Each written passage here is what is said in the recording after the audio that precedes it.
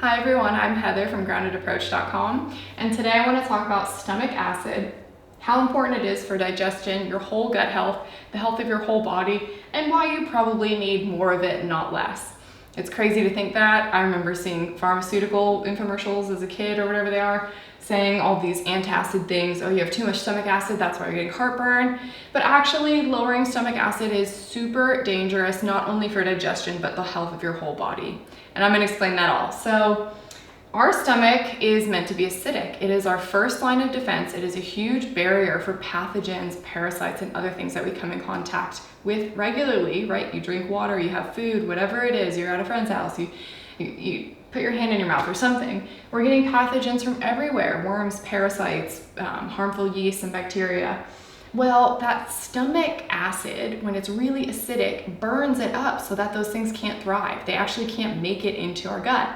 And our small intestines, which comes after, is not supposed to have a lot of really bacteria or microbes in it. It's sterile compared to our large intestines. But when we don't have that stomach acid killing things off, all these microbes start getting into our small intestines, and we are seeing a huge increase in small intestinal bacteria overgrowth, SIBO.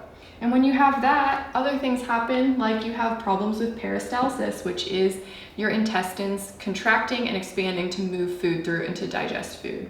So when we have problems with that, the food's not moving through, we get constipation, tons of other issues. And then often if you have SIBO, you kind of get stuck, unless you know better and know how to heal your gut, you can kind of get stuck on this low FODMAP diet of being really restricted and having to eat foods that don't ferment or break down really in your small intestines and don't irritate you. We also get an increase in H. pylori in the stomach, which has been causing a lot of problems. A lot of people have a huge overgrowth of that. And our ileum, which is the valve that connects our small intestine to our large intestine, along with that peristalsis, it can tend to stay open. And then as a result of that, we have that beneficial bacteria that's great in our colon, our bowel, starts moving into the small intestines where it shouldn't be. And basically, things just get so messy, and it is all due to us lowering stomach acid and not knowing how to maintain healthy levels of stomach acid. So we're gonna go over how to do that, super simple, and why you really wanna be focusing on that. Now, another reason we want high stomach acid, and this is where you might be going like, wait, high stomach acid, doesn't that cause reflux and heartburn? No, it's actually, most of the time, it's low stomach acid. Because, like I said, that stomach is supposed to be very acidic. It's supposed to be the environment. And when it is acidic, it actually signals for the, I can never say this word, the esophagus sphincter. It's above the stomach.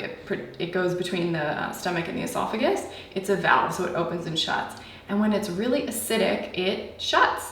When it's low acidic or we dilute the stomach acid, it opens up. So that's actually when you get the reflux and you get that spillage back into your mouth. It's disgusting. It's usually from low stomach acid.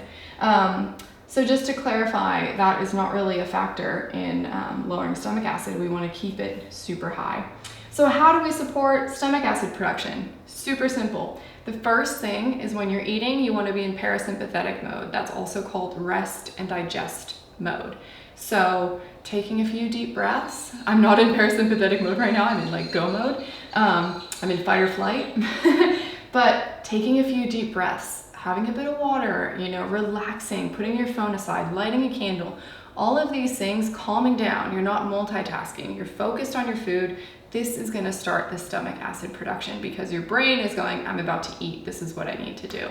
Another component of that would be chewing your food super well. Chewing your food gets those enzymes started. Your digestion really starts in your mouth. So chewing your food really well mixes all the enzymes with your food and it makes it just start breaking down super well. And again, that's going to signal to your stomach and give your stomach time to really get that hydrochloric acid and pepsin going to break down your foods. Now, this is also something I would recommend is before eating, just to increase that stomach acid if it's low, is having one of the following. You can have a bit of cabbage juice, like a sip of that gets stomach acid going, a little bit of diluted apple cider vinegar, just a splash in a little bit of water. So you're not having a whole glass because actually that much water will dilute your stomach acid. We don't want that. So just a little bit of that apple cider vinegar and a little bit of water. And my favorite is sauerkraut juice. You can make sauerkraut tonic or just take the juice from your sauerkraut.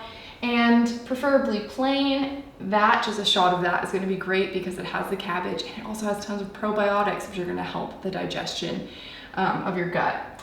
And finally, if you're feeling like you need something a little bit more intense, you can do the hydrochloric acid and pepsin supplement. I would be careful and I would start really small because I do know people who have taken too much and really damaged their esophagus and are still recovering from that. So don't go too hardcore. It's not something where like more is necessarily better. I would start slow, but any of these before meals is really going to get your acid production going, going to create an environment where there's less pathogens, you're not having acid reflux and heartburn, and you're really just solving so many gut issues seriously with one thing.